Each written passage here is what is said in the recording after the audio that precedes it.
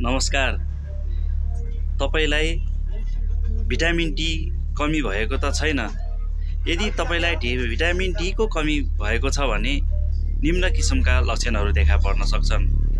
जस्तो तपाईलाई हात खुट्टा कटकट खानी दुख्ने हुन्छ, धेरै छिटो थकाइ लाग्ने हुन्छ, हाई हाई हुने हुन्छ, थोरै काम गर्दाखेरि पनि थकाइ लाग्ने हुन्छ, अथवा निद्रा नलाग्ने अथवा जोड्नेहरूमा तपाईले जहाँ छुयो त्यही दुख्ने समस्या हुन्छ भने तपाईलाई भिटामिन डी को कमी भएको पनि हुन सक्छ।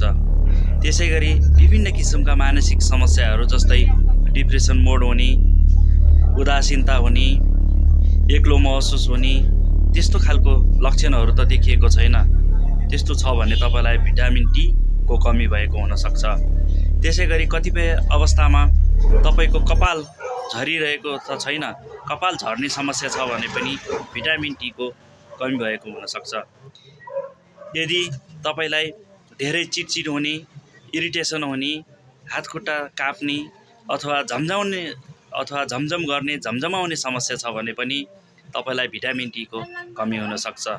जे जस्तो कारणले भए तापनि कारण पत्ता लगाएर हजुरले भिटामिन डी को उपचार अथवा जे जस्तो कारणले भएको छ त्यो कारणको उपचार गर्यो भने भिटामिन डी को कमीबाट जोगिन सक्छ। हवस् त, धन्यवाद।